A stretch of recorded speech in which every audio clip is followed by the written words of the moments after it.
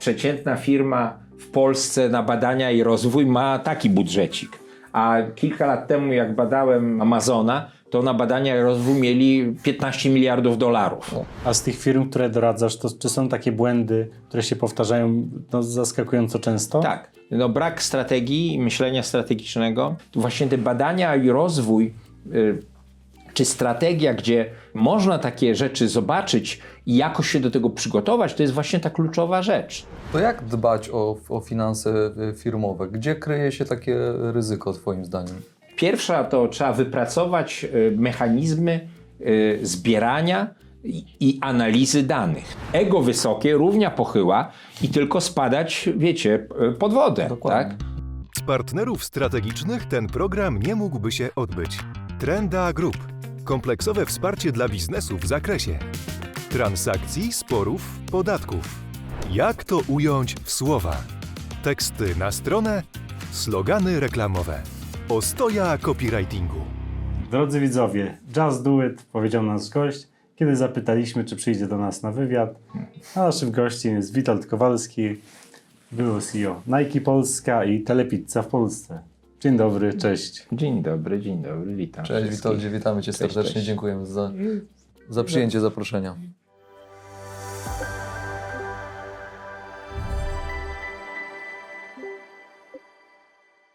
I zacznijmy od pierwszego pytania, bo jak żeby inaczej. Powiedz, kim chciałeś zostać jako młody chłopak, czy sportowcem, czy menedżerem i czy to marzenie się spełniło?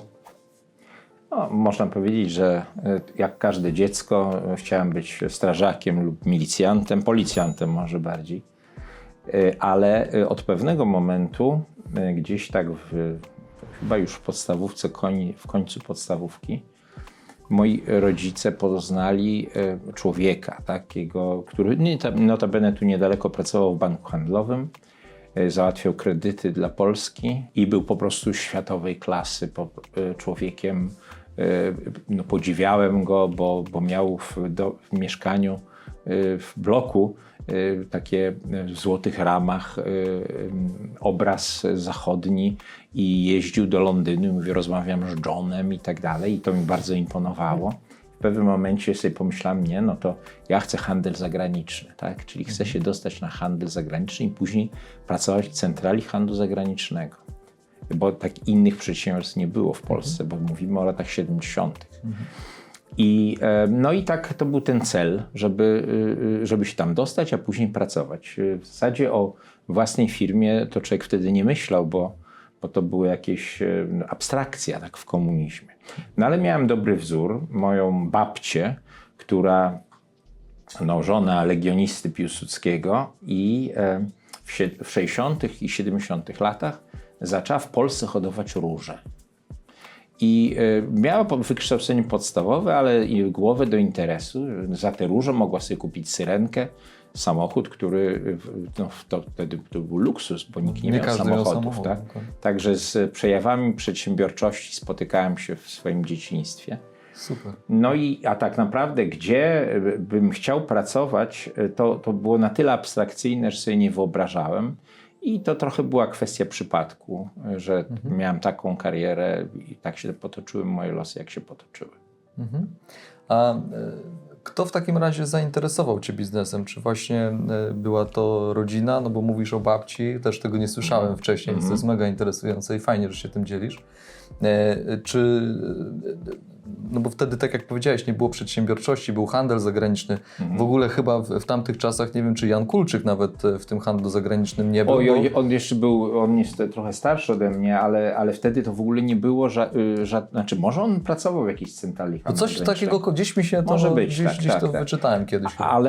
Ale generalnie no to były przedsiębiorstwa państwowe. Dokładnie. I albo się pracowało tam, one niewiele miały wspólnego z prawdziwymi przedsiębiorstwami, no bo to była gospodarka socjalistyczna, ale ten mój handel zagraniczny to była taka enklawa troszeczkę, na przykład tam był profesor Klemens Białecki, ja zacząłem studia w 1981 roku, który napisał pierwszy w Europie Wschodniej podręcznik do marketingu, tak? jeszcze niewiele kto wiedział, rzadko kto wiedział, co to jest marketing. I on też to był takie de facto, to był tytuł marketing eksportowy, tak? Bo trudno sobie było inny wyobrazić. To były bardzo podstawowe informacje, ale to już był pierwszy jakby etap. No i 81 rok to Solidarność i to ciekawa rzecz, że no właśnie, stan wojenny, w zasadzie studia zacząłem od strajku na Wydziale Handlu Zagranicznego, no, który był elitarny, tam 20 osób na jedno miejsce. Wielu dyrektorów, prezesów, moich kolegów jest w tej chwili z mojego roku już tutaj w różnych firmach, więc naprawdę byliśmy dość wyjątkowym wydziałem, a przez to, że to był w 81 roku, to już były te takie rzeczy związane z gospodarką rynkową. Więc to nie była tam ekonomia socjalizmu, tylko już były takie elementy naprawdę rynkowe, których my się uczyliśmy. I to na pewno był ogromny postęp na tej mizerii polskich uczelni. Tak. Wiesz co, ale to też jest ciekawe. A co wy czuliście jako studenci? No bo mam wrażenie, że te studia też w tamtych czasach były... Nie wiem, czy dobrym słowem jest bardziej elitarne, ale takie więcej się, mam wrażenie, uczyło, że sam tytuł doktora, czy w ogóle magistra był... Wiele znaczy. No właśnie, był... Tak, no, niektórzy sobie nawet na nagrobkach pisali magister, inżynier. No tak? właśnie. Tak, tylko że tak, czyli studia kiedyś były w ogóle elitarne, niewielka część osób studiowało, trudno się było dostać, ale handel zagraniczny na SGPiS-ie, a teraz SGH, to był naprawdę elitarny wydział, bo to był kontakt jakby z Zachodem, z myślami zachodnimi. Tam gdzieś pojawiał się, różne ciekawe osoby się pojawiały i nauczały. I wiele z nich, nawet z tych wykładowców, później już jak była gospodarka rynkowa po 1989 roku, to ruszyły czy do firm typu jakieś Ministerstwo Przedsiębiorczości, prywatyzacji, to się nazywało, czy też na przykład do powstających firm na przykład konsultingowych, czy różnych biznesów, bo naszą zaletą było to, że znaliśmy języki i trochę mieliśmy takiego otarcia właśnie w gospodarce rynkowej, tak? Więc no, byliśmy łakomym kąskiem dla firm zachodnich, które wchodziły na rynek. I to tak mniej więcej wyglądało. A w 1989 roku, gdy już się zaczęła, no, powiedzmy, wolna Polska, tak, to się pojawiły te różne możliwości. I teraz młodzi ludzie takich możliwości nie mają, aczkolwiek no, tym możliwościom też trzeba było sprostać, tak, bo to nie tylko się ogranicza do tego, że ktoś umie angielski, tak, tam kilkoma rzeczami trzeba było się wykazać. Było odrobinę łatwiej, dla właściwych osób było odrobinę łatwiej. Wiesz co, ale często słyszę takie powiedzenie, no w tamtych latach mieliście łatwiej, dlatego że nie było nic, właśnie wchodziła prywatyzacja, bawi mnie też słowo prywaciarz, czyli taki przedsiębiorca, bo to gdzieś tam często padało i że wtedy było łatwiej, dlatego że w sumie nie było nic i obojętnie czym się człowiek zajął, to osiągał sukces i dzisiaj są bogaci ludzie dzięki temu. No tu też były kwestie, że nomenklatura komunistyczna próbowała się uwłaszczyć na majątku, ale prawda jest taka, że te osoby, które zawdzięczały swój status właśnie byciu w partii i które ewentualnie założyły firmy, one niezbyt dobrze skończyły, jeżeli nie miały głowy na karku. Były osoby, które sobie z tym lepiej radziły, ale to chyba była mniejszość. I tak naprawdę to myślę, że trochę przeceniamy rolę tej komunistycznej nomenklatury, która próbowała tam zaistnieć, ponieważ jeżeli oni byli słabi, niemerytoryczni, to i tak padali jak muchy prędzej czy później, tak? Czyli w sobie tak samo jak dzisiaj. Nic specjalnie się pod tym względem nie zmieniło. To dalej, jeśli masz głowę na karku, to wydaje mi się, że ten biznes cały czas ma bardzo podobne mechanizmy, czy może inaczej, fundamenty, tak? No bo dostępność dzisiaj informacji, a wtedy no, to są kompletnie dwa światy. Tak, to oczywiście prawda, ale to ta sytuacja startowa to była okropna. No właśnie. Bo ja tak, zacząłem pracę w centrali handlu zagranicznego Impex Metal, sprzedawałem łożyska na eksport, tak? I po 2 latach zobaczyłem ogłoszenie do ambasady amerykańskiej i nagle wygrałem konkurs na bycie asystentem atasze handlowego ambasady amerykańskiej. Wow. I nagle zacząłem tam pracę. No, Ameryka wtedy to był po prostu cud, miód. No tak? tak. To pojawiły się wszystkie firmy amerykańskie czołowe, które myślały o Polsce, tam na polu golfowym rozmawiali, no już w Polsce demokracja, to teraz trzeba tam pojechać. To ja te misje organizowałem. To były rządowe, misje prywatne i tak dalej. Więc to było niesamowite dla mnie doświadczenie. To był absolutnie grunt do zaorania w Polsce. Reforma Balcerowicza. Oczywiście o tej reformie wiele osób różne rzeczy może mówić, ale wtedy tak naprawdę nikt nie wiedział, co robić. Jak był polsko-amerykański fundusz prywatnej przedsiębiorczości, $100 milionów, to po prostu wszyscy się tak jarali, że $100 milionów jest na polską gospodarkę.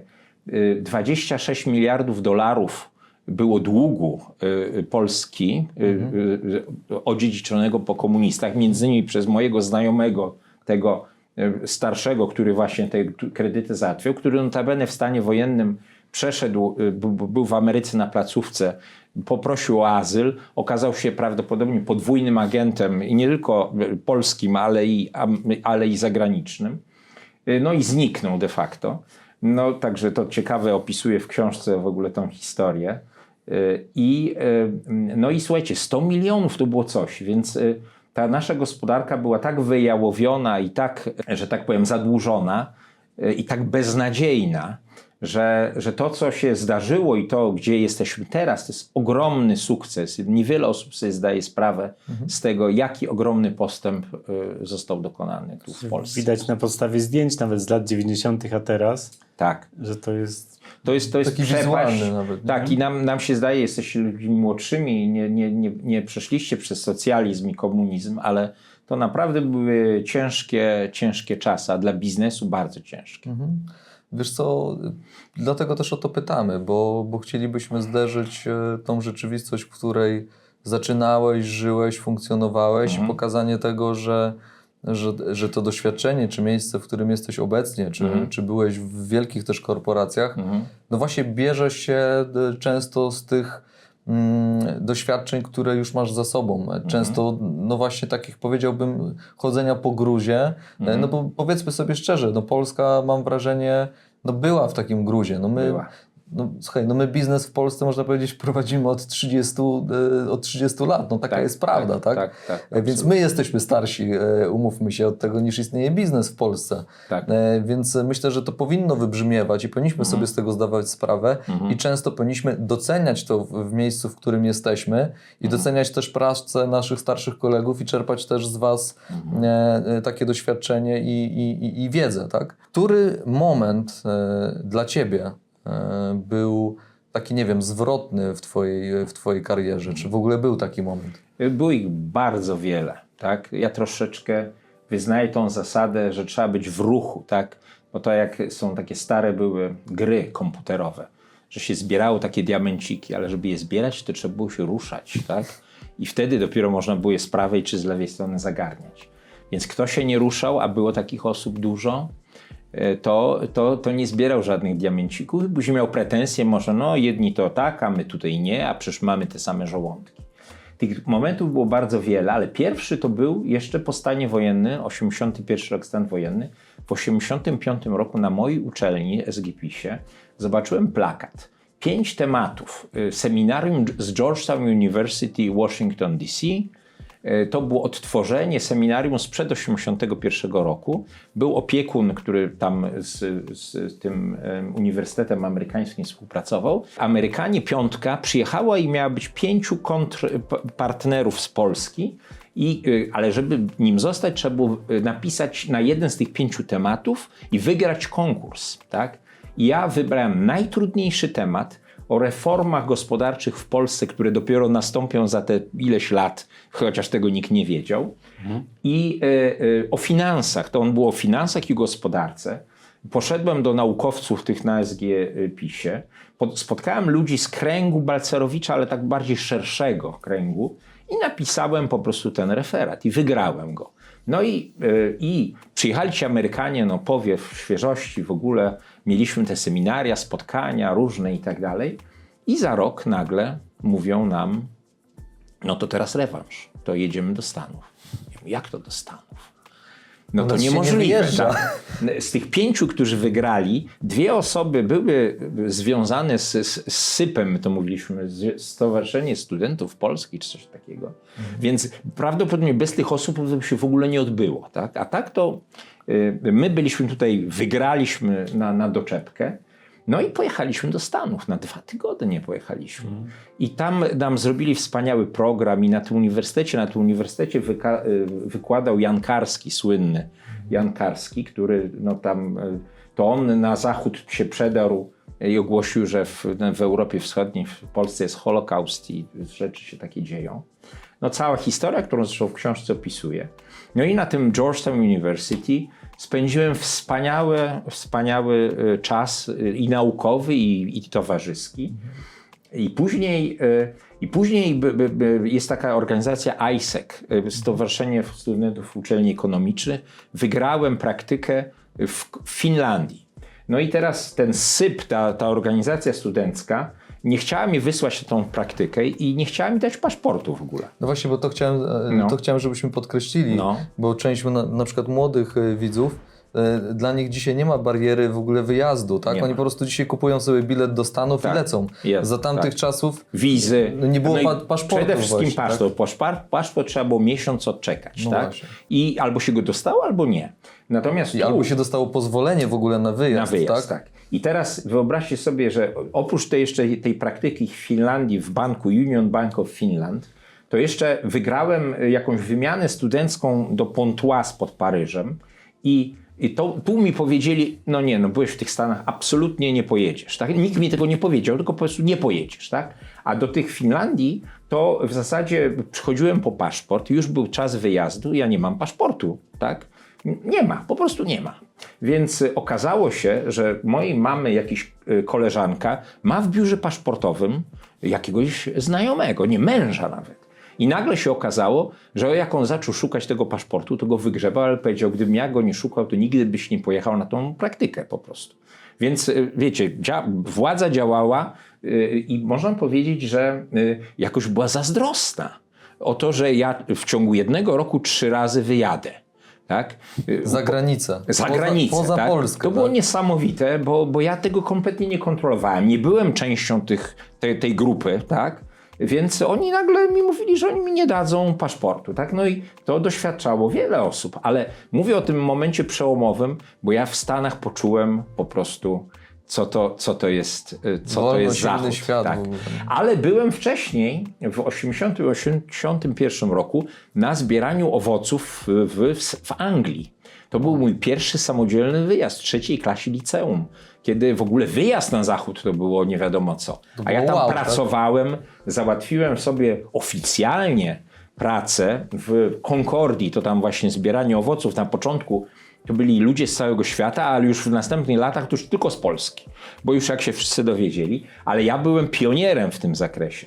Więc jak przejechałem pociągiem przez Europę, później Hoek van Holland i później w Londynie i tak dalej, no po prostu to był dla mnie szok świecie, totalny, kulturowy, angielski, to wszystko i poznanie tego. No i to były takie te czasy studenckie, bardzo dla mnie ważne i też bardzo merytoryczne, jeśli chodzi o pisanie tej pracy.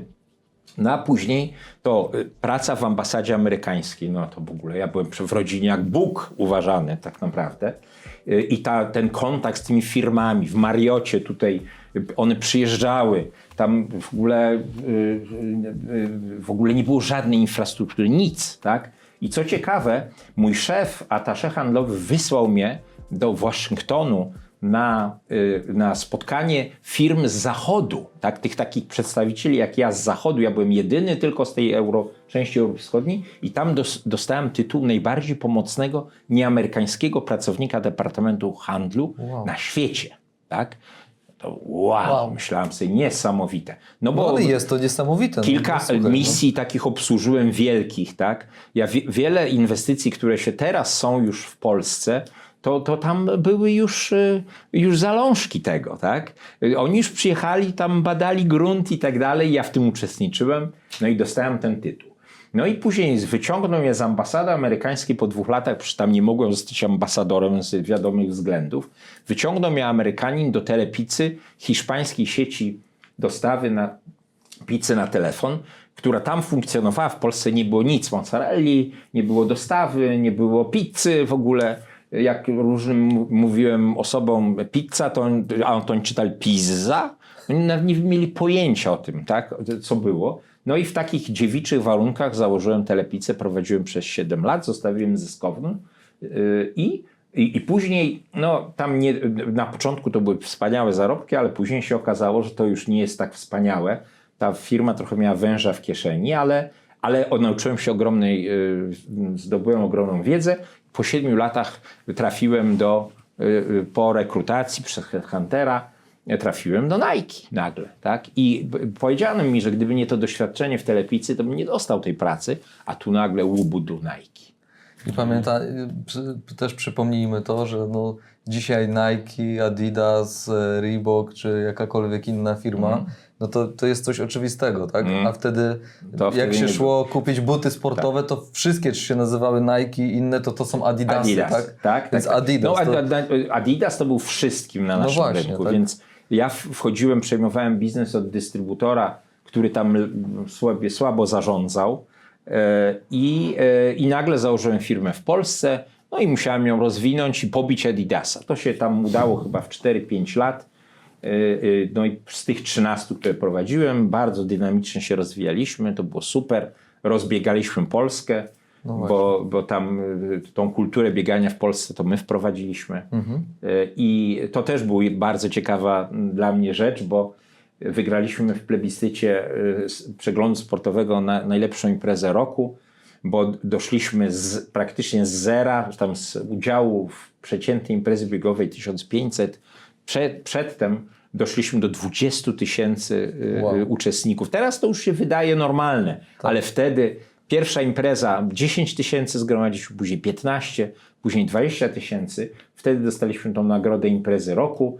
Odbierałem w sali kongresowej, znowu niedaleko, 5 milionów osób oglądało w tym momencie, bo to było między ogłoszeniem drugi osoba i pierwsza osoba, która wygrała plebiscyt. I pomiędzy nimi były, a teraz impreza roku w Polsce i łubudu Run Warsaw, Nike Run Warsaw, tak?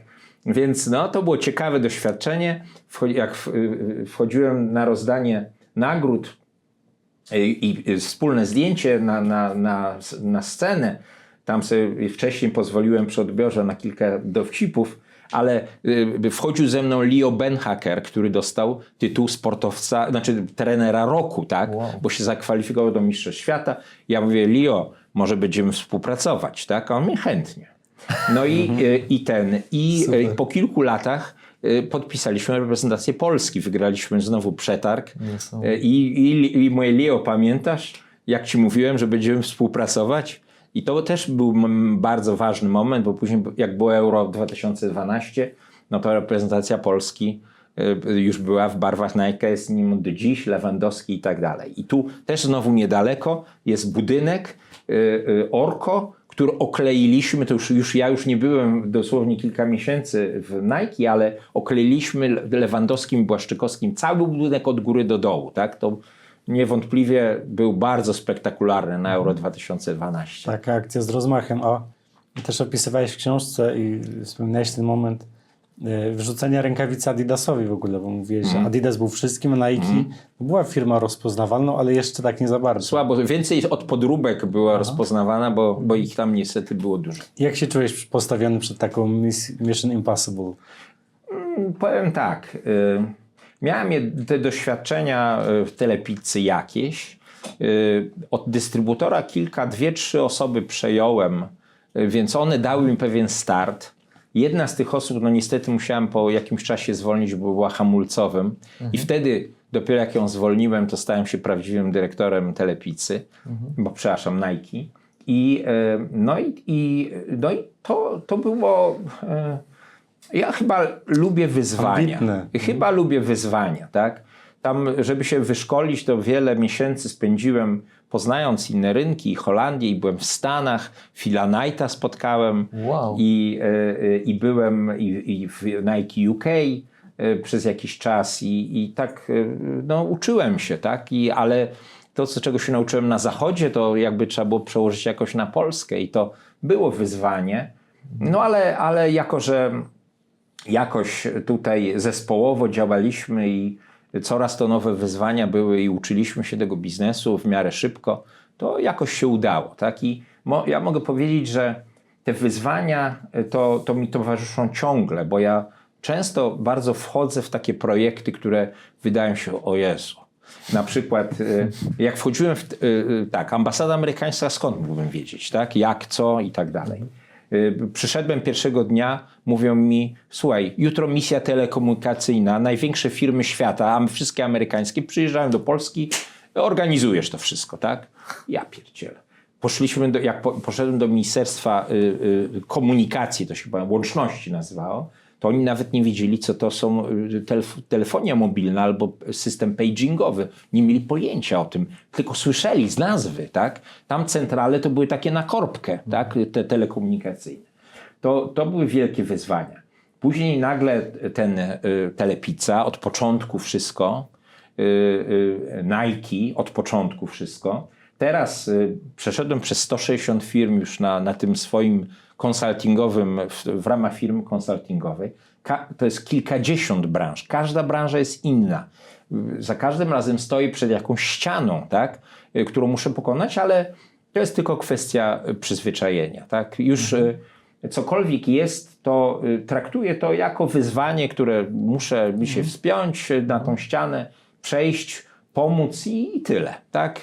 Nie traktuję tego, że o Jezus, palpitacja serca, nie wiem, a czy się uda, czy się nie uda. Po prostu wchodzę w to, mam już doświadczenie. No wiecie, jak się pozna 160 modeli biznesowych firm, to już się coś wie. Coś tak? się wie, no. To nawet jak wchodzisz, to już na widać, nosem. co działa, co nie działa. Tak, i to poznaję je od podszewki. W taki sposób jakbym ja tam zarządzał, tak? Czasami na chwilę nawet przejmuję zarządzanie w tym sensie takim praktycznym, bo przecież tam nie robię za ludzi, ale naprawdę poznaję te modele i później to są takie synergie, tak? Ja już tyle wiem o różnych branżach, mam taki ekosystem firm, gdzie one się mogą nawet wzajemnie wspierać i ja po prostu znam te różne biznesy od podszewki i już te wyzwania nie są dla mnie takie ciężkie. Mam też taki ten portal WK Travel.eu, gdzie tam są rekomendacje turystyczne w krajach zachodnich i słuchajcie, to uruchomiłem to na crowdfundingu Indiegogo w Los Angeles. Zbierałem jakieś pieniądze. Zrobiłem tam kilka tysięcy opisów. Cały ten portal. Później ten portal uprościłem, bo był zbyt skomplikowany. Teraz on sobie pyka tak, że tak powiem, hobbystycznie, ale moi klienci i inne osoby po prostu co jakiś czas z tego korzystają, tak? I cały ten projekt, ten WK Profit Consulting, tak? No to też jak odchodziłem z korporacji, z Nike, no to wiecie, no wiele osób odchodzi, i myśli o założeniu własnego biznesu, ale jak się okaże, że już nie ma samochodu służbowego i to wszystko trzeba sobie załatwić, spieprzył się komputer, to sobie trzeba jakoś naprawić, tak? albo kupić. To wtedy ci prezesi wymiękają i chcieliby wrócić na ciepłe posadki. Chcieliby to delegować. No tak, absolutnie, a teraz nie mają komu, tak? Pamiętajcie, że po korporacjach, nawet wielkich, jak byłeś draniem, to nadal jesteś, jak później jesteś nikim. Wtedy mówią, hej, byłeś draniem, dziękujemy ci, tak? A jak byłeś kimś i cię ludzie szanowali, to może dadzą ci jakieś zlecenia, bo cenią twoją fachowość i tak dalej, tak? Także wiecie, to nie jest takie łatwe być na swoim, tak? Wiesz co, takie mi pytanie przychodzi do głowy, no patrząc na twoje doświadczenia, też bardzo dużych marek, tak? I gratulacje w ogóle osiągnięć. Jesteś w swoim biznesie już przecież też bardzo długo. Piszesz książki, jest kolejne wydanie, też ją pokażemy i zachęcamy oczywiście. Ale gdybyś dzisiaj dostał po tych wszystkich latach i łącznie siedzenia w swoim biznesie, który prowadzisz z sukcesem, gdybyś dzisiaj dostał propozycję pracy w Adidasie na przykład? Nie. Nigdy, nie. W Adidasie akurat nigdy. O, to jest ciekawe. Oczywiście zdarzało się, że ludzie z Nike przechodzili do Adidasa później, tak? Nawet dochodzili bardzo wysoko. Ale to jest chyba pewna bariera mentalna po prostu. Jeżeli ja się z czymś identyfikuję w pełni, no to po prostu nie mogę sobie tak po prostu przejść. Jak odchodziłem z Telepicy, to z funduszu Venture Capital miałem propozycję, żeby pomóc Domino's Pizzy, wtedy franszyza, żeby ją rozwinąć. Ale ja powiedziałem, nie, moi ludzie zostali w Telepicy. Oni będą to rozwijać, nie macie szans. I wtedy ta firma się zamknęła. Dopiero jakiś czas temu się otworzyło Domino's Pizza jako własna subsidiary, ale ja nie byłem w stanie przeciwko kolegom i moim ludziom występować. Tak? Co więcej, miałem propozycję, jak odchodziłem z Nike, gdyby mi powiedział na przykład Apple, dobra, bierzemy cię, tak? Pewnie bym się zgodził. Tak? Nawet byłem w procesie, w pierwszej trójce, ale oni chcieli kogoś z branży tak naprawdę. Jak Apple mówi, hej, weźmy kogoś takiego jak z Nike, no to tak naprawdę to oni potrzebują tła dla wyboru kogoś z branży. Tak? To jest fajnie brzmi, ale... Natomiast to był pewien przypadek, że no dobra, to 3 miesiące minęły, to albo zakładam firmę, bo już nie mam samochodu, albo biorę leasing już na firmę. No i biorę leasing na firmę, tak? Ja się przygotowałem do otwierania firmy, ale po prostu, wiecie, jak to cały rozdział poświęciłem sile przypadku w życiu naszym, bo ona jest, po prostu jest dużo przypadków w tym wszystkim, co nie znaczy, że nie można jemu pomóc, tak? No właśnie, bo to chciałem powiedzieć, że wiesz, codziennie spotykamy się z jakimś przypadkiem, tylko ja nawet nie nazywam to przypadkiem, tylko nazywam to szansą, z której albo ją dostrzeżesz i ją wykorzystasz, przekujesz, bo czasami ta szansa może być złym doświadczeniem czy złą sytuacją, która cię spotkała, ale ona dalej może być dla ciebie szansą, czy tym przypadkiem. Tak. I wydaje mi się, że cały czas wracamy do tego, że wszystko wciąż zależy tylko i wyłącznie od nas, czy chcemy się zmierzyć z daną sytuacją, z danym problemem, z czymkolwiek i chcemy coś z tego wyciągnąć dla siebie i po prostu się zbudować lepiej, czy pozwolimy przejść koło tego obok albo niech będzie jakoś, tak? No ja powiem tak, że jednak nasz mózg nie za bardzo chce zmian, tak? Przyzwyczajamy się, mamy swoje nawyki. Ja jak podróżuję i mam ambitny plan, tu wypożyczam samochód, tu gdzieś, i tak dalej, myślę sobie, kurczę, człowiek by się położył w jednym miejscu, wszystko zapłacone, pilot by był, zawiózłby mnie, a ja tutaj kombinuję i tak dalej. I dlaczego to robię? Tak? Większość osób tego nie robi. To samo jest z firmą.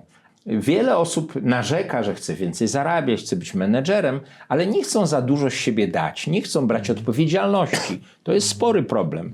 Wiele osób nie chce brać odpowiedzialności. I teraz, jeżeli jesteśmy nastawieni na to, żeby coś rozwijać, żeby coś zmieniać w życiu, żeby iść do przodu, to oczywiście mamy pewną determinację. Ale rządzi nami pewien przypadek, tak? To, że ja odszedłem z Telepicy i nagle się pojawiła rekrutacja do Nike, to był przypadek, tak? Ale co jest ciekawe, że moi znajomi, którzy teraz gdzieś są prezesami, to oni trochę mogą mi zazdrościć, tak? Bo ja mam 160 firm, a oni już klepią rutynę do emerytury i może to daje im pieniądze, naprawdę fajne. Ale to jest takie, wiecie, no nawet w Nike to jednak były 4 sezony, tu sprzedajemy, tu robimy akcje takie, rozwijamy. Tam było bardzo dużo nowych rzeczy, takich topowych firm, bo Nike taką firmą jest, ale jest pewna w tym rutyna, tak? Jak ja, nie wiem, powiem, hej, to ja teraz mam na przykład 12 klientów, każdy z innej branży, tak? To ktoś powie, ale ty masz, kurde, ciekawą robotę, nie? Za każdym razem. I oni się tak pytają, ale ty może jakiś taki sam schemat stosujesz, tego? Ale ja mówię, nie, ja się każdej branży muszę nauczyć. Dokładnie. Tak? Dokładnie. Każdej branży muszę się nauczyć i mogę pewne rzeczy, to są inni ludzie, inne sprawy, inne problemy, inna faza rozwoju. Ktoś wychodzi z kłopotów, ktoś przyspiesza. Po prostu to jest mega, mega ciekawe. I teraz jak mi ktoś proponuje, hej, a może byś wrócił do korporacji, nie tylko do Adidasa, do jakiejkolwiek, to ja mówię nie. To ja mówię już zdecydowane nie, bo mi się bardzo podoba to, co robię. Teraz to jest już ostatnie chyba 10 egzemplarzy z 1000 mi zostało. Tylko przez LinkedIna i tego typu imprezy sprzedaję tą książkę. W zasadzie te książki to ja sprzedaję załóżmy, to cena nominalna jest 55 zł, ale jest klient jeden, drugi poleca, trzeci, czwarty, to jakie kwoty to za jedną książkę jest z tych poleceń? Nie do zakupu książki, tylko moich usług konsultingowych, tak? Więc ona jest pewnego rodzaju narzędziem. Teraz wydaję nową z MT Business w październiku, uzupełnioną książkę o bardzo ciekawe myśli. To jest fantastyczne. Czy ja, będąc w korporacji, trybiąc miesiąc w miesiąc podobne rzeczy, miałbym czas na myślenie o tym? Prawdopodobnie nie miałbym tego czasu. Nie myślałbym o pisaniu książek. Nie wiem, z synem mamy w tej chwili podcast na YouTubie Kowale biznesu. Też te widziałem, rozmowy tak, międzypokoleniowe. No, czy ja bym to robił, tak? On wchodzi w biznes. Tu w tej chwili jest w nim, ale jest młody, tak? Ale to jest po prostu ciekawy projekt. Jak pokazuje to w rozmowach rekrutacyjnych, ktoś mówi, o cool, super, nie? Fajnie rozmawiacie, naprawdę fajnie rozmawiacie. Więc jedna sprawa to są pieniądze, a druga sprawa to jest taka radość. Niezależność. To już pomijam niezależność, tak?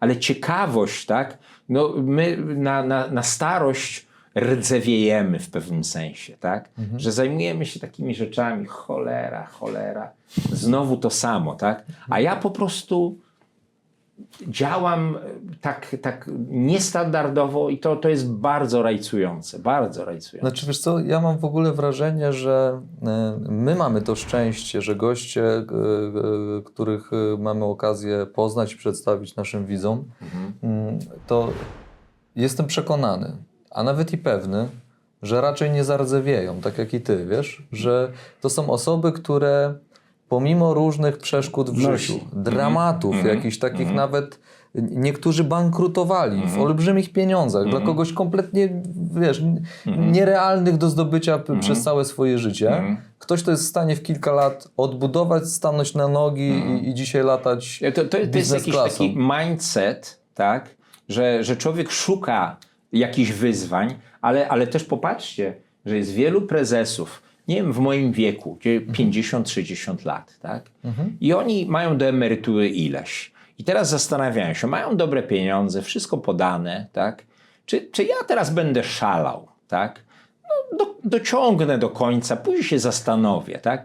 Ale jest bardzo wiele osób, wiecie, niestety też się dzieje tak i u moich różnych kolegów, starszych czy młodszych, że nagle cię ktoś wypycha z firmy, tak? No bo w Nike nie można mieć 60 lat i tam przez 30 lat być dyrektorem, tak? Czy jakimś nawet wiceprezydentem.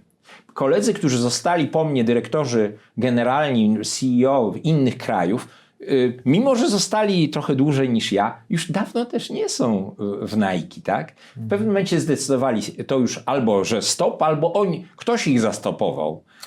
I młodsi jest przyszli, procedura tańsi. jakiś Tak, działa, oczywiście. tak? Ta korporacja ma być w tempie jakimś takim Tak określonym. jest. Tak? No ale znowu, że łatwo jest popaść w tą taką rutynę na zasadzie, hej, jest mi dobrze, co Jest ja będę wygodnie, zmieniał? Jest ale wygodnie. Witold, no jest Tak, wygodnie, tak, wiesz, no, tak. dostajesz samochód, dostajesz wszystkie inne narzędzia, są bonusy, jesteś poważany, bo masz fajne logo za sobą, Tak. ego rośnie, wiesz, ludzie chcą cię spotykać, no słuchaj, tak to działa, tak? Tak działa. Uważam, że to jest znowu to, o czym gadaliśmy wcześniej. to jest znowu szansa i zagrożenie, bo jest szansą wtedy, kiedy ty masz nakreślony jakiś plan, to jestem sobie w tym miejscu ileś tam czasu, tyle mogę sobie z tego wyciągnąć, tyle mogę się wyszkolić, tego mogę się dowiedzieć, mogę poznać ludzi, co ja mogę z tym wszystkim zrobić. No jakby bo dla jednych to jest plan B, jakby co, dla jednych to jest pewne celowe działanie, to jest mój etap i będzie następny etap, ale wiele osób po prostu myśli, że oni będą na tych stanowiskach wiecznie, tak? Pamiętajcie o jednej rzeczy, że jesteś w korporacji i masz wspaniałego przełożonego na przykład w centrali w Stanach albo w Holandii, albo gdziekolwiek jest ta centrala na przykład europejska. I nagle się coś zmienia. I buźka się nie podoba. Swojego człowieka ktoś chce prowadzić. Dokładnie. Ktoś jest za szczery. Pamiętajcie, że prawdziwi liderzy są szczerzy, tak? I teraz, a wiecie, rozgrywki korporacyjne są takie, że nie zawsze szczerość jest wymagana, tak? Raczej wykonaj, raczej nie mów za dużo, szczególnie jeżeli osoba ponad tobą nie jest do końca kompetentna, to się zdarza, tak? I ty nagle mówisz, hej, o co tu chodzi, tak? On mówi, o co tu chodzi? Nie ma cię tu już teraz, tak? Ja nie chcę słyszeć takich rzeczy, że ktoś na przykład wykrył, że jestem niekompetentny, tak? I to jest tylko kwestia, bo przecież ta rotacja wyżej też jest, tak? Nagle jest nowa miotła i ona swoich ludzi wprowadza. Rotacja to jest na wygląda. każdym szczeblu, nie Wszędzie, tylko tak jest, wszędzie. I teraz, a pamiętajcie, że w korporacjach prędzej czy później dochodzi do konfliktu wartości, tak? Jak ktoś myśli, ma autorefleksję i wyznaje pewne wartości, to one są najczęściej niestety sprzeczne z wartościami realnymi firmy, tak? Bo firma chce zarabiać pieniądze, tak? Jeżeli będzie musiała pójść na skróty, to pójdzie. Jeżeli ma wartości, ale będzie musiała je trochę nagiąć, bo musi wykonać budżet, bo ja jeszcze chcę kolejne lata pracować, to nagnie je, tak? I to są cele trochę sprzeczne, tak? I prędzej czy później do tego konfliktu wartości dojdzie. I u mnie też w Nike doszło do takiego konfliktu wartości, choć przez te 13 lat sobie świetnie radziłem, tak? Z kolejnymi szefami i tak dalej. Nie chciałem iść tam gdzieś za granicę, no ale byłem bardzo zadowolony z tego, co robię w Polsce. Ale wiecie, no niestety te konflikty wartości dochodzą prędzej czy później. I są osoby, które mówią, a cholera, odpuszczę, chcę tutaj dosiedzieć, będę mówił cudownie, przemilczę. No a niestety to tak działa. Tak? Ludzie, którzy chcą awansować też z niższego szczebla, desperacko, Dopasowują się niesamowicie, jak kameleon. tak? Jak kameleon. I dopiero w jakichś szczerych rozmowach dopiero się okazuje, że są na prochach, że po prostu nie radzą sobie, że zaciskają zęby, żeby dostać ten awans, a tak naprawdę cierpi na tym ich życie i tak dalej, i tak dalej. Więc to są różne Nawet dramaty. chyba w sporcie wyczynowym jest tak, że ktoś zdobywa mistrzostwo i dostaje wymówienie. Tak. Mistrzostwo kraju, nie? No, wiecie, różne rzeczy, sportowcy też mają problem z tym, co robić potem, tak? Bo działają, jak nie zebrali kapitału jakiegoś, czasami ten kapitał po prostu marnują, bo nie potrafią nic innego robić, Wiesz, czasami mają są też złych doradców. Dokładnie, nie? są otaczani Tańczą na lodzie, niewłaściwymi tak, osobami. Nie? I teraz zwróćcie uwagę, że wszyscy ci bogaci ludzie, którzy do czegoś doszli, nawet merytorycznie, to nawet, bo tu jak mówimy o biznesie, ale mówimy też o gwiazdach muzyki, sportu, przysysa się do nich taka grupa ludzi, którzy, tu my ci doradzimy, tu ci zainwestujemy, nawet rodzina czasami, tak? Amy Winehouse, nie? Tak. I oni cię zdołują, oni cię pozbawią tego wszystkiego. Ty myślisz, że możesz sobie pozwolić na odrzutowiec, 5 willi, a nagle później jesteś windykowany, tak? Bo się skończyło, tak? Bo cię po prostu to otoczenie cię zjadło, tak? I myślisz, że jesteś, bo wiecie, to też jest pewne zmiany w mózgu. Jak stajesz przed publicznością, jest 100 000, ty się uśmiechniesz, publiczność się uśmiecha, ty zaśpiewasz, ludzie biją brawo, machają rączkami. Hormony szaleją. Zachodzą zmiany w mózgu, tak? I później bardzo trudno je odwrócić. Nie? I myślisz, że masz wszystko i świat jest u twoich stóp, a w momencie, kiedy coś się podwinie noga, to jest źle. Iga Świątek, nasza Igusia, nasza wspaniała wygrywa, a kurczę, pierwsza przegrana to już, jak ona wyprowadza ten backhand, a może by pomyślała o tym. I słuchajcie, i rzucają się psy po prostu na tą osobę, aż się zagryzą, tak? Tak. Więc ta popularność jest niestety bardzo iluzoryczna. Znaczy niebezpieczna bardzo, nie? Ona, Tak. ona może być niesamowitym hajem i na pewno jest. Jest. Bo ludzie na pewno są w niesamowitej euforii, kiedy tą energię otrzymują od ludzi, tak. ale ten hejt może doprowadzać do rzeczy, na szczęście walczy się z tym i liczę, że będzie to szło w tym kierunku, że ten hejt będzie może w jakiś sposób uregulowany w końcu. Wątpię. No ja trzymam kciuki, żeby coś się ale zmieniło, inaczej, są pewne reguły natury ludzkiej, to się tak często powtarza, tak? Z jednej strony u tych ludzi te zmiany w mózgu, z drugiej strony, wiecie, my ciągle rywalizujemy, zazdrość, osobny rozdział w książce, jest tak dominujący w głowach niektórych. Ale czy to jest polskie, czy to jest światowe? Nie, to jest światowe, światowe. To raczej bez względu na to, jakiej jesteśmy narodowości, to podobne rzeczy występują. I nam się wydaje, to w Polsce to są tacy zazdrośni, zawiśni tutaj i tak dalej. Ale kogo nie zapytam, to ten problem, bo jest pewna kultura w Skandynawii, to troszeczkę jest to bardziej takie ułożone, tak? No, ma to swoje wady, są pewne rzeczy, których po prostu się nie mówi, czy otwarcie, ale skrycie różnie to bywa, tak? Więc może są pewne, nie wiem, społeczeństwo brytyjskie. Ono jest bardziej otwarte na różnorodność. My nie mamy z tych kolonii tylu osób, tak? Mamy teraz Ukraińców w związku z wojną i jakoś to idzie, tak? Nie mamy ludzi, nie wiem, z Afryki, z Azji, tylu, chociaż oni pracują, tak?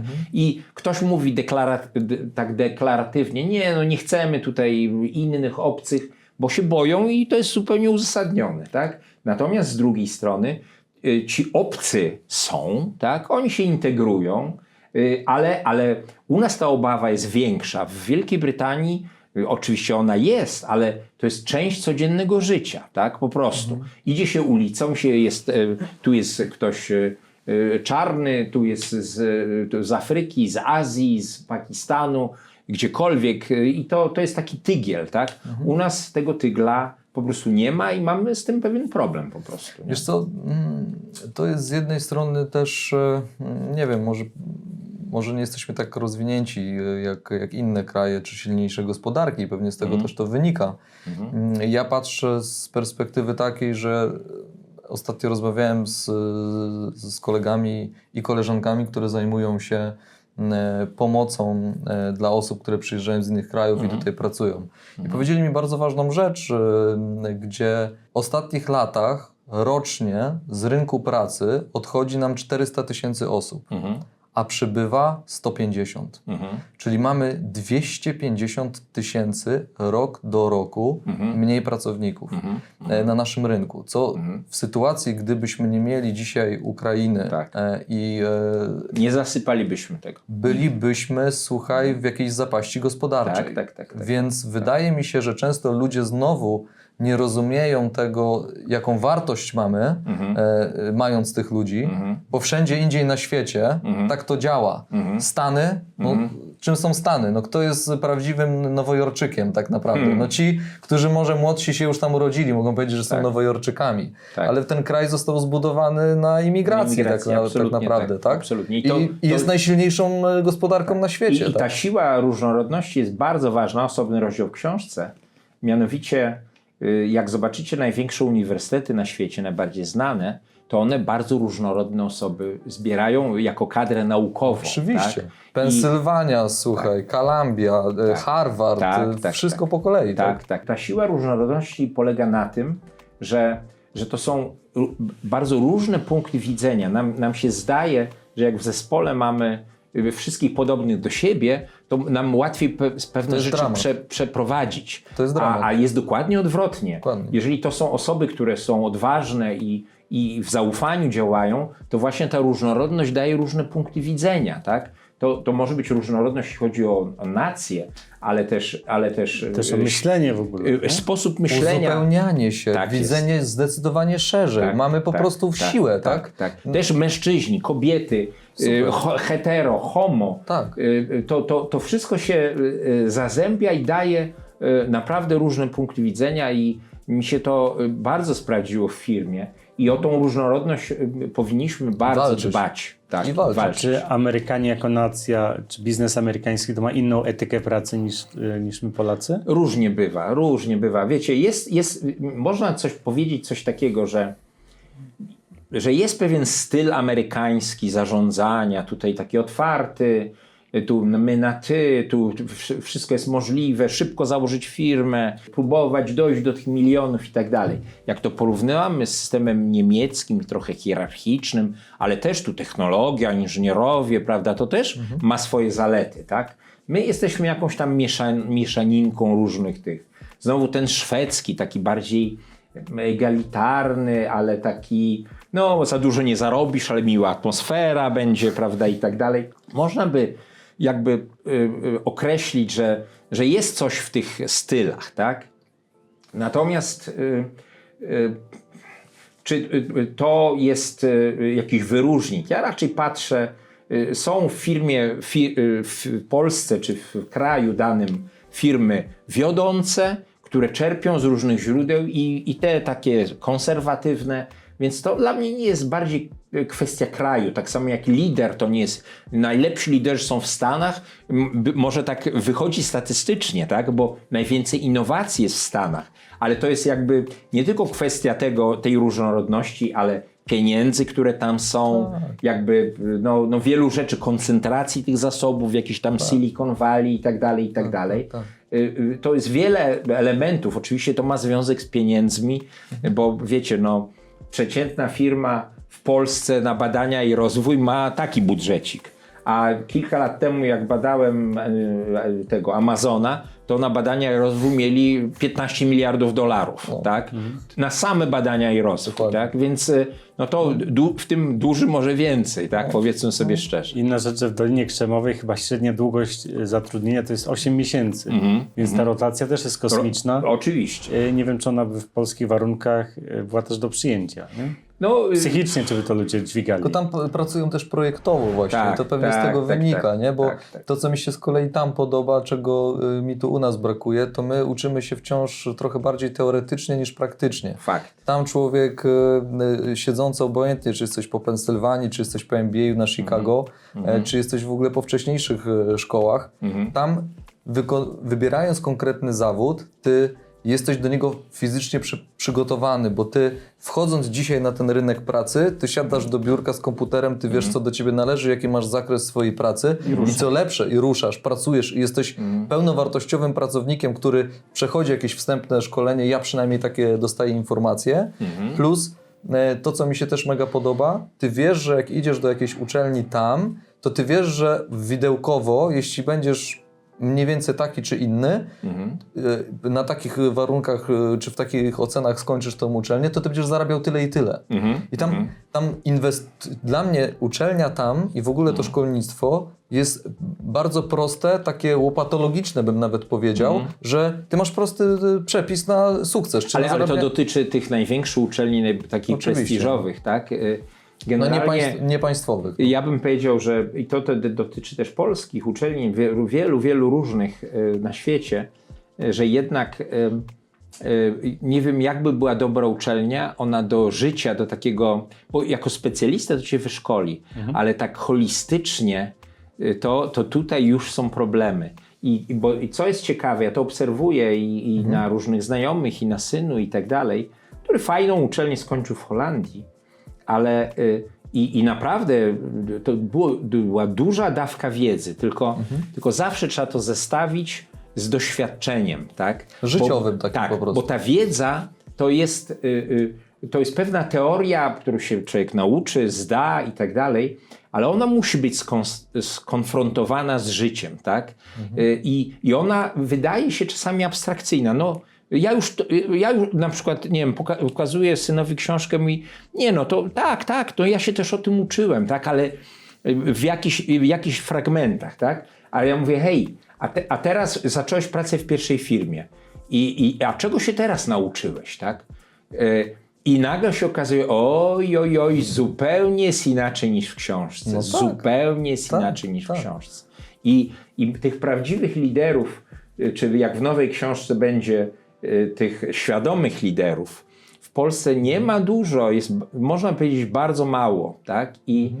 I nauczenie się tego na bazie takiej autorefleksji, informacji zwrotnej, tego doświadczenia, które życie nam daje, to zestawienie tego z wiedzą teoretyczną dopiero daje ten miks, tak?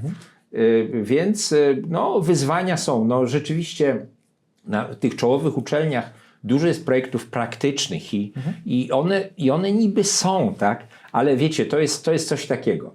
W praktyce to mówi, masz budżet $1 milion i rozwiń firmę, mamy takie ćwiczenie grupowe. Tak? Kilka osób, grupa ma 5 osób, 2 osoby są aktywne, 3 osoby są mniej aktywne, jak to na uczelniach, tak? I jest fajnie. Tak? I trochę w życiu. I trochę w życiu również tak jest. I teraz zaczynasz pracę i mówisz, dobra, to teraz nie masz $1 milion i musisz zbudować taki biznes. Dobrze. Albo masz $1 milion i dałeś od rodziny, dostałeś i teraz albo to zmarnujesz, albo to wykorzystasz, tak?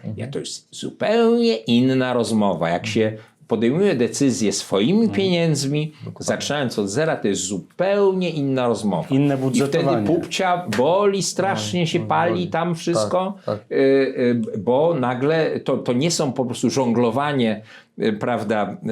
Nie swoimi pieniędzmi po prostu. Dokładnie, Nie? dokładnie tak, dokładnie tak. I to jest zupełnie inna sprawa. A z tych firm, które doradzasz, to czy są takie błędy, które się powtarzają zaskakująco często? Tak, to jest tak. No, brak strategii i myślenia strategicznego, taka bieżąca ta. Druga rzecz to jest słabe bardzo finanse. To jest prawie we wszystkich firmach. Czy to wynika ze złej strategii? Wiesz co, nie. Z nieznajomości w ogóle jak do tego tematu podejść. Niby ludzie kończą studia. Mam klientów, którzy kończyli MBA i oni nadal tego nie rozumieją. To jest dla mnie to jest bardzo zastanawiające, że nie potrafią tego przełożyć, tej wiedzy teoretycznej na praktykę swojej firmy, choć niby ją mają. Tak?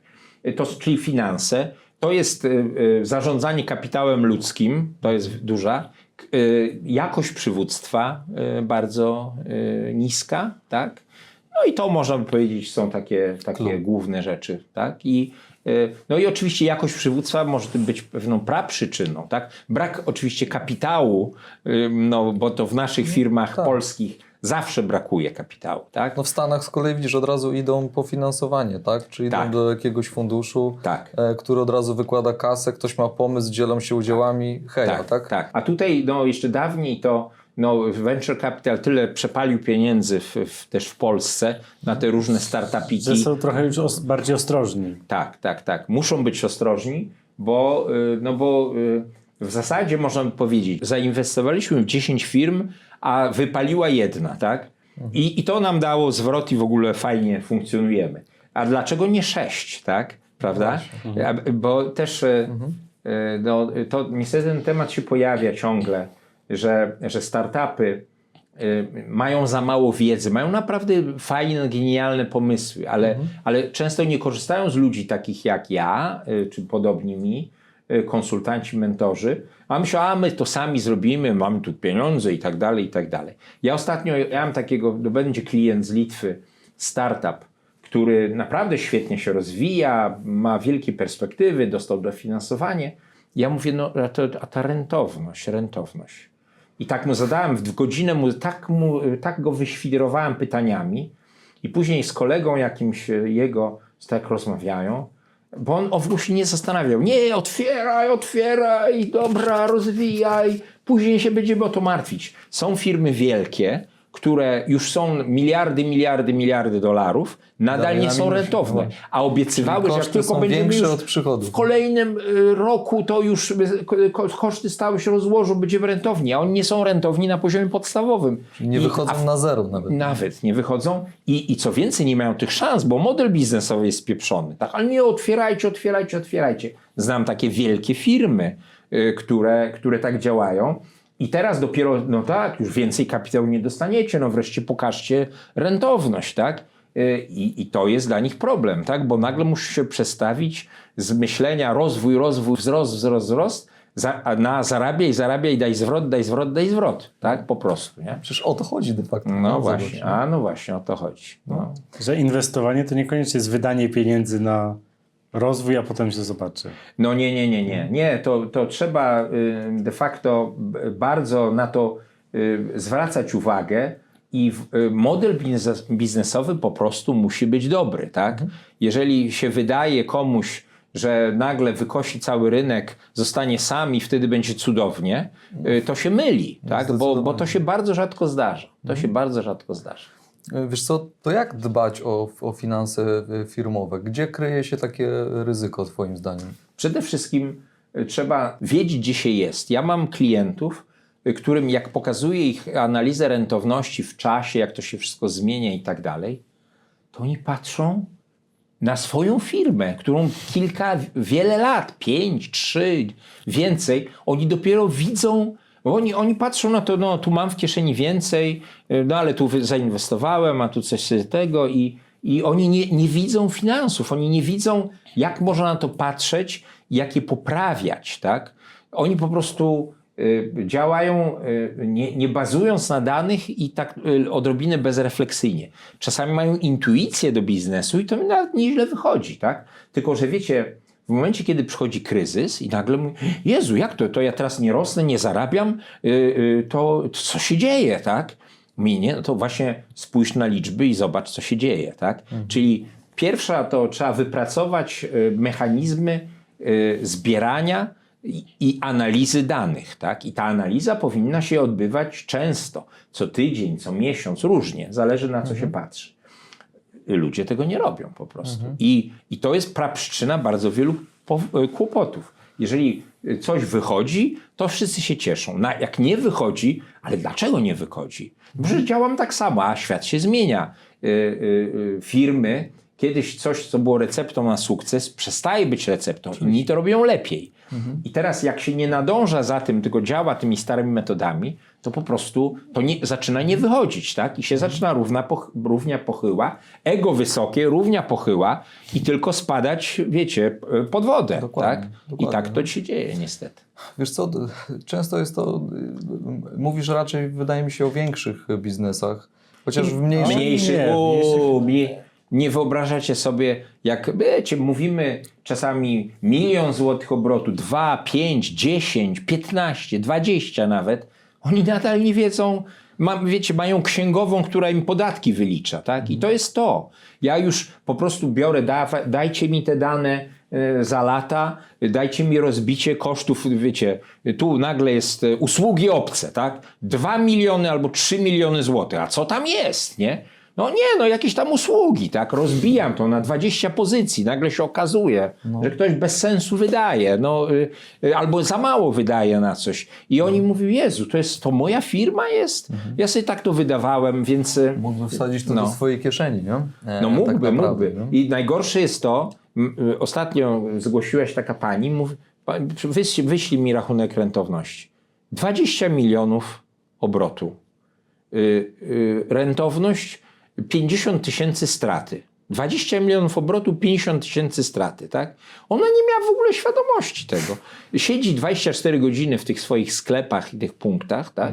Ona nie ma Swoje świadomości. pieniądze zarabia jakieś, więc się nawet zgadza. nie. Ona tam ledwo po prostu jest uwalona po szyję i ona nic z tego nie ma. Jest w kieracie, po prostu jak szczur, po prostu w kołowrotku. To może zapytam inaczej. Słuchaj, to kto jest dla ciebie takim idealnym klientem i komu ty mógłbyś pomóc de facto swoimi usługami? Bo ja rozmawiamy i dlatego też chciałbym, celowo o to zapytałem, że rozmawiamy o dużych firmach, bo uważam, że osoby, które wchodzą na rynek, my zajmujemy się usługami prawnymi jako Trenda Group. I teraz do mnie często przychodzą klienci, którzy mają taki problem, że przychodzą już z problemem jakimś i się okazuje, że ten problem leży w tym, że oni na przykład mają umowę ściągniętą z internetu, której nie napisał prawnik i oni sprzedają usługi, a umowa jest pod sprzedaż towarów. No często niestety tak jest. Tak. I w momencie, kiedy mają problem, Tak. to się okazuje, że że oni w ogóle fundament mają totalnie rozwalony. tak, I teraz tak. ja chciałbym trochę pokazać też Ciebie i pokazać naszym widzom, że warto byłoby skorzystać z takiej wiedzy nawet od Ciebie, bo ja tak to odczuwam, popraw mnie jeśli się mylę, żeby ktoś przyszedł do Ciebie na samym początku nawet swojej takiej drogi i zainwestował te pieniądze na taki consulting. Niech przeczyta książkę, niech złapie coś i niech przyjdzie z tą wiedzą, którą już złapał, Już przygotowany. a przegadajcie sobie o to w praktyce, zmierzcie z modelem biznesowym, który ktoś sobie założył. Ja uważam, że może być to napisane na serwetce, jeśli to jest coś podstawowego i ty zaczynasz. Tak. Ale zderz się z tym i niech ktoś na to popatrzy z twojego punktu widzenia. Czy ja to dobrze rozumiem? Ja mam firmy od startupów praktycznie od zera, małe, średnie przedsiębiorstwa do wielkich firm. I w zasadzie ja zdecydowałem, że chcę pomagać każdemu. Tak? I jak do mnie przyjdzie student i powie, że ma pomysł, po pierwsze nauczyłem się nie odrzucać, powiedzieć, to bzdura, to nie wyjdzie, bo nigdy tego nie wiadomo. Tak? Najbardziej wszystkie wynalazki to są szalone pomysły, które ktoś odrzucił. Super, że o tym mówisz. Tak. Google się chciało sprzedać komuś Yahoo za $1 milion, ale powiedzieli, nie, to by bez sensu ta wyszukiwarka. I oni się nie sprzedali i Google jest teraz tym, czym jest teraz, tak? Ale gdyby się sprzedali, to może by po prostu nie było tej firmy, tak? Może by ten kupujący to zniszczył, tak? Bo uważał, że to nie ma sensu. Więc Maria Skłodowska-Curie, ktokolwiek inny, zanim powiesz, nie, to jest do bani, to zastanów się, bo takie rzeczy po prostu się zdarzają i że szalone pomysły to jest jakaś innowacja. Wiecie, jak fizycy w CERNie czy gdzieś badają jakieś, robią eksperymenty, to czasami jest, ten wzór nam idealnie wychodzi, ale 3. miejsce po przecinku się nie zgadza. Cholera, to o co tu chodzi, tak? To przecież powinno się idealnie zgadzać, nie? Czasami są dzisiaj takie symptomy, coś takiego niepokojącego jest tego i to jest właśnie zaczątek czegoś nowego, tak? Więc w zasadzie każda firma, która chce takie rzeczy skonfrontować, ja też bardzo często pracuję z firmami dojrzałymi, które nie widzą jakby wyjścia z sytuacji, bo coś, co im wychodziło, im nie wychodzi i szukają powodów, tak? Działam z firmami, które się chcą agresywnie rozwijać i po prostu szukają sposobów, bo najczęściej jest tak, że jak idzie firma do przodu, to organizacja nie nadąża za tym, systemy, procesy nie nadążają po prostu. Też nie ma, jak mówię, że nie ma strategii. To, że idzie firma do przodu, to nie znaczy, że za 3 lata ona będzie ciągle szła do przodu. Że się nie zawali w ogóle pod ciężarem zamówień. Może się zawalić pod ciężarem zamówień, ale też są produkty i usługi, które się dezaktualizują. Dokładnie, Ktoś kończą się inny po coś wymyśla, ta wyświetlana Nokia i Apple, tak? To wiadomo, to jest ten przykład, ale po prostu zmienia się sytuacja, jest taki game changer na rynku i nagle wszystko to, co działało, po prostu do kosza leci i się pojawia ktoś nowy. I po prostu w tych trendach trzeba być i rozumieć je i wyprzedzać, tak? Stawiać na te dwie nogi. Tu jeszcze jest te stary sposób, to są klienci na to, jeszcze będą, ale trzeba myśleć o tej przyszłości. Tu właśnie te badania i rozwój, czy strategia, gdzie można takie rzeczy zobaczyć i jakoś się do tego przygotować, to jest właśnie ta kluczowa rzecz, tak? Nawet tak internet z komórki się okazuje szybszy już niż stacjonarka w ogóle w takim pudełku. Oczywiście. Wiesz, z twojej książki można też wyczytać o kapitale ludzkim, na który trzeba stawiać, ale wiesz co, ja zauważyłem ostatnio, że duża część ludzi buntuje się z wchodzenia na rynek, buntuje się, to jest i tak nieuniknione oczywiście, ale buntuje się w jaki sposób wchodzą młodzi ludzie na rynek, czyli to teraz ostatnie pokolenie, takie najmłodsze, które zaczyna praktykować i uczyć się biznesu i jest gdzieś tam na rynku pracy, no to zderza się często, twoje pokolenie z naszym pokoleniem też jest już inne i wiadomo, że działamy w innym sektorze, ale ja z tego, że każdy z nas kogoś zatrudnia, jesteśmy w biznesie, ja spostrzegam to znowu jako szansę, bo tak samo jak ci ludzie wchodzą na rynek i oni mają zupełnie inne często spojrzenie niż my, to po pierwsze, oni mogą być dla nas pracownikami, albo partnerami, albo wspólnikami, ale oni również będą naszymi i już często są naszymi klientami. Oczywiście. I jeśli my stajemy tylko w naszym pokoleniu i rozumiemy tylko nasze pokolenie i mamy usługę, produkt dla naszego pokolenia, to jest to, o czym ty mówisz, za kilka lat nas nie ma. Tak. Ja uważam, że jeśli my się będziemy buntować, nie będziemy otwarci, no to też jest znowu jakiś efekt naszego rozwoju, uważam. Że jeśli jesteśmy zamknięci, a nie otwarci, nie potrafimy pozwolić wejść tym młodym ludziom na rynek, trochę po ich systemu, to oni przejmują ten rynek po Tak, nas. za chwilę oni będą czołową kadrą menedżerską, tak? Dokładnie. Bo my wymrzemy, a oni będą kształtować ten rynek. Ja na przykład, jak ktoś mówi 4-dniowy dzień pracy, to ja mówię, w zasadzie prawie we wszystkich korporacjach te wszystkie meetingi bezsensowne można zdjąć jeden dzień z tygodnia bez wątpienia. Ale z drugiej strony miałem klienta, który powiedział, urlopy ile chcecie, 4-dniowy tydzień pracy, my dostarczamy wam szczęście, tak? Już niestety w likwidacji. Czyli wiecie, wszystko trzeba z głową, tak? I niewątpliwie nowe pokolenie nie chce pracować jak woły robocze, tak? Tak. I do tego trzeba się przygotować i zaakceptować ten Tak fakt. jest. Tak jest. I to się nie zmieni. To się nie zmieni. Ci ludzie mówią, ja mam umowę do godziny, nie, mamy umowę po 16? 16:05 nie mam. Ja Tak mam jest. czas teraz dla siebie, mi nikt nie płaci po Ale 16. na przykład już starsze pokolenie, na przykład w Niemczech, mam klienta, który sklepy otworzył w Niemczech, jest godzina 17, jest koniec pracy, on po prostu choćby tutaj, wiecie, dostawa, 5 klientów było, 17 do widzenia, wychodzę, auf Wiedersehen, nie? I już. Emigranci pracują dłużej, tak? właśnie, Powyżej. bo są- Polacy, tak? Ale teraz rzeczywiście to pokolenie Z i już tam i młodsze ma inne wymagania. Na przykład z synem ustaliliśmy na podstawie badań, oni są w stanie skoncentrować uwagę przez 45 minut. Jak nie będą mieć przerwy, to oni się wyłączają po prostu, tak? Wyłączają się. I jak wy im napierdzielacie przez 6 godzin jakieś treści, to oni po 45 minut statystycznie, tak? To już dalej nie konotują. Nie ma sensu. W zasadzie można by powiedzieć, że ja to w ogóle nawet w kontekście szkoleń mówię, spędź 45 minut z nimi, niech oni powtórzą własnymi słowami po przerwie to, co się dowiedzieli, bo to, co ja im powiedziałem, wcale nie znaczy, jest że samo co dotarło. oni dotarło. To, że słuchają, nie Bo znaczy, oni że słyszą. Oni w ogóle, to wiecie, to jest w ogóle straszne. To powinno zredefiniować rynek szkoleniowy, bo po prostu szkolenia nie przekładają się na wyniki. Jest wiele przyczyn tego, ale ten sam fakt, że po prostu ludzie nie potrafią utrzymać koncentracji uwagi, nie mają w firmie możliwości wdrożenia, sami nie są na to gotowi, firma szkoląca jest niegotowa, to wszystko jest tyle elementów i w zasadzie większość pieniędzy, opisuję to w osobnym rozdziale, tych pieniędzy szkoleniowych się kończy niczym po prostu, nie poprawą wyników. Tak? Ray Dalio mówił, też opisuje to, on w swojej książce mówi, słuchajcie, zatrudniam ludzi, daję im szkolenie, każę, żeby oni to robili. Jak on tego nie robi, zwalniam, tak? I teraz mówię, pokolenie Z mówi, ja chcę się rozwijać. Dobra, masz szkolenie i od jutra masz to zastosować. A on mówi, nie, no ale Aż tamtego... tak to nie chcę. A nie, to ja tak wcale nie chcę się rozwijać, tak? Ja chcę uczestniczyć w szkoleniu, żeby miał Żeby wiele zobaczyć szkoleń, sobie tak? to, no. Ale słuchajcie, to są zmarnowane pieniądze. Przecież te pieniądze można by na różne inne rzeczy przeznaczyć, tak? I tych w marketingu są takie marnotrawstwa, że tu ta połowa budżetu to jest użyta, a połowa nie wiadomo tylko, która połowa jest zmarnowana, tak?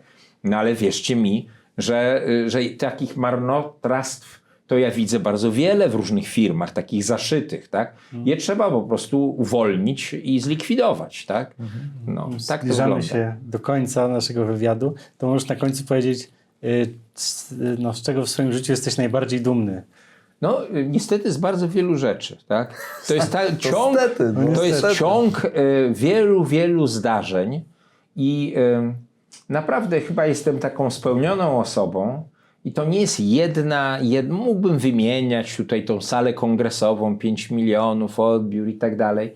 Jestem na pewno dumny z ludzi, którzy jak mi mówią, o może to, bo to ta misja wychowywania nowych liderów, takich naliczyłem 24, ale też w tych firmach, tych 160, to ich nawet nie liczę. Ale jeżeli ktoś mi powie, hej, ta praca z tobą to było moje doświadczenie najlepsze życiowe i ono się już nigdy nie powtórzy. I ja to wiem, mimo że przecież będzie pracował, tak? Ale mówi to.